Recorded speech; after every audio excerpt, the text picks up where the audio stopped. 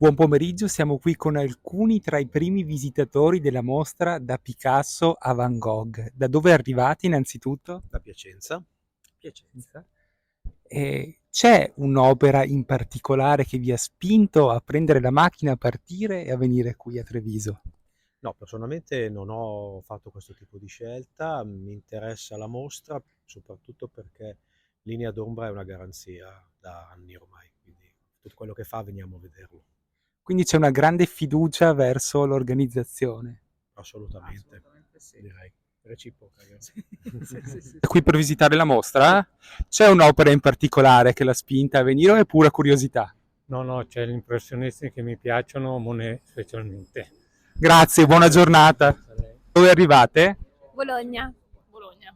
Bologna, c'è un'opera in particolare che vi ha spinto a venire oppure è pura curiosità? Pura curiosità? Sì, sì. E vi siete fermati a Treviso per qualche giorno? No, Oppure... no.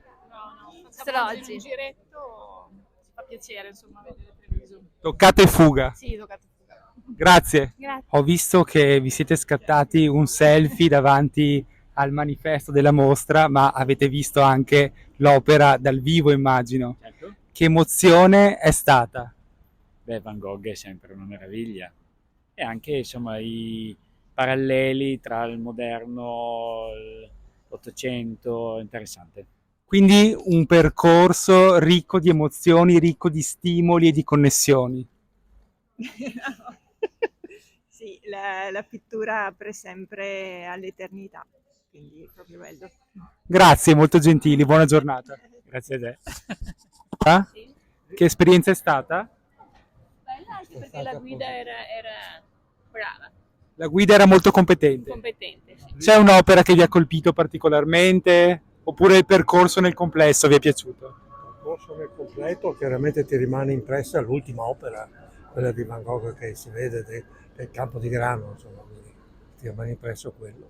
Quindi un Van Gogh che resta stampato nella memoria. Quello che conosciamo tutti. Grazie, buona Grazie a te. giornata. Che esperienza è stata? Bella, emozionante, sì, sì. Il percorso nel complesso o c'è qualche opera in particolare che l'ha colpita? Beh, no, nel percorso nel complesso, ben descritto, anche insomma delle audioguide, bello, piacevole. Una bella esperienza. Sì, sì. Grazie, buona giornata.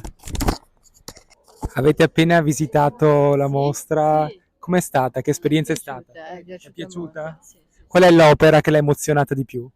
È difficile da dirsi perché... Aspetta, abbiamo giù, vabbè, le ninfee ovviamente. Le ninfee lasciano Meravigliosa, sempre... sì.